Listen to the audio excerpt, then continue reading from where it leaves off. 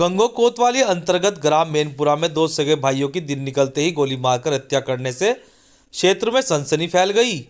ग्राम मैनपुरा निवासी मुन्नू भगत पुत्र दाताराम एवं लिल्लू पुत्र दाताराम प्रतिदिन गांव भोगी माजरा स्थित अपने खेत पर देवताओं की पूजा करने जाते थे।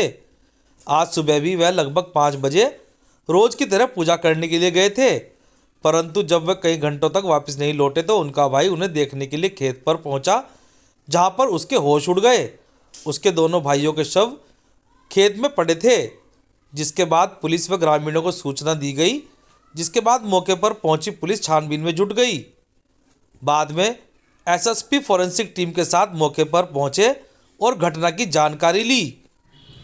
थाना गंगो अंतर्गत ग्राम मैनपुरा में आज सुबह सूचना प्राप्त हुई कि 2 लाश पड़ी हुई हैं। तो इसमें पुलिस ने मौके पर जाके जांच करी तो देखा कि 2 लाश 2 भाइयों की हैं, जिनको गनशॉट इंजरी है और बाकी अन्य इंजरीज भी हैं। मौके पर मैंने स्वयं और बाकी जनपद के अधिकारियों ने निरीक्षण कर लिया है। एफएसएल की टीम और डॉग स्क्वाड और सर्विलांस के माध्यम से हम घटना का अनावरण करने का प्रयास कर रहे हैं। कुछ क्लूज हम लोगों को मिले हैं इस घटना के संबंध में। शीघ्र ही इस घटना का अनावरण किया जाएगा। बेटी की शादी के लिए ड्यूटी से छुट्टी लेकर आए बीएसएफ के जवान की संदिग्ध परिस्थितियों में मौत हो गई। पूरा मामला सहारनपुर थाना बड़गांव क्षेत्र के गांव शिमलाना का है, जहां पर विनोद कुमार बीएसएफ में उड़ीसा में तैनात थे और 20 तारीख को उनकी लड़की की शादी को लेकर मांग भराई की रस्म थी।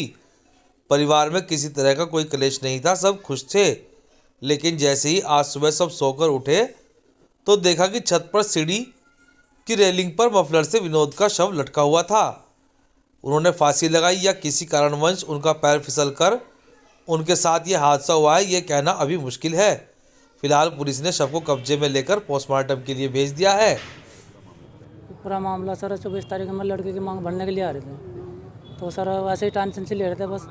तो बच्चे भी सो रहे थे, रात भले के 2 घंटे मेरे पास बैठे रहे और सर बैठ के मतलब सब सुख शांति से खाना वाना भी खाया, सब कुछ ठीक था, कोई दिक्कत नहीं थी, किसी प्रकार के कोई रंजिश कोई क्लेश नहीं था घर में।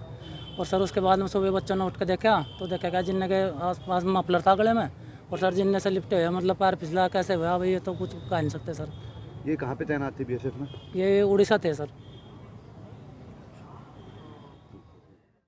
सहारनपुर के पिलखनी स्थित राजकीय मेडिकल कॉलेज से निकाले गए कर्मचारियों ने गुरुवार को जिला मुख्यालय पहुंचकर जोरदार प्रदर्शन किया, जिसके बाद उन्होंने एक ज्ञापन प्रशासन को सौंपते हुए अपनी नौकरी वापस दिलवाए जाने की मांग की, जहां पर उनको जनता देश संगठन व आज़ाद समाज पार्टी ने भी अपना समर्थन देने की घोषणा की।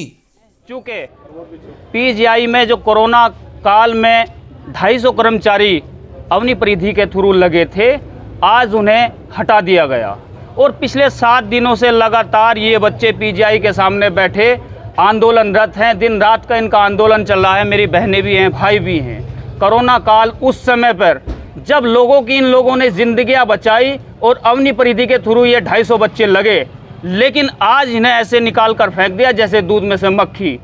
तो हम पूछना चाहते हैं आखिरकार कि इन लोगों की क्या कमी रही, क्या दिक्कत रही, कहाँ समस्या रही, बिना नोटिस के इन्हें कंपनी ने निकाल के फेंक दिया।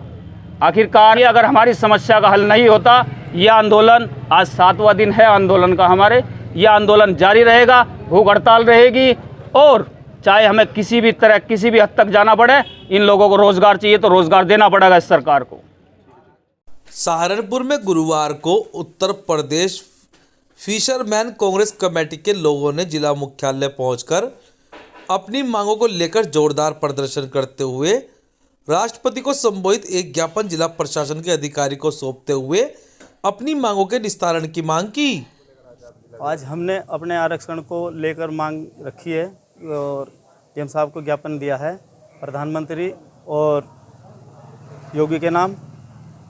और हमें काफ़ी समय से जो है ना सभी पार्टियां जो भी आती हैं वो लारा लगा देती हैं, वोट का समय होता है तब वोट ले लेती है और मक्खी की तरह जो है ना हमें बाहर निकाल कर फेंक देती हैं।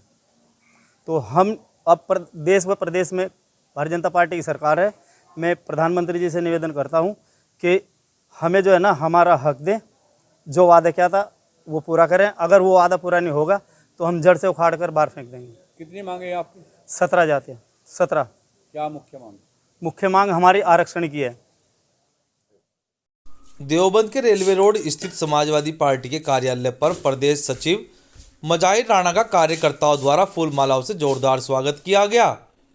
इस दौरान उन्होंने पत्रकारों से वार्ता करते हुए आने वाले विधानसभा चुनाव में समाजवादी पार्टी की सरकार बनने की बात भी कही।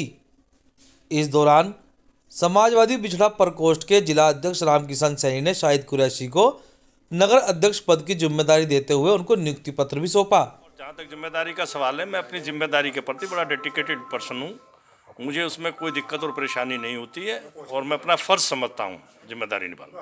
अभी अखिलेश यादव जी का पोस्टर लॉन्च हुआ था कि आ रहा हूँ मैं, उसमें एक तंज कसा था मुख्यमंत्री जी के लूटपाट अराजकता फैलाने वाले आ रहे हैं, क्या कहेंगे? देखो, ये चीज़ें कौन कहता है?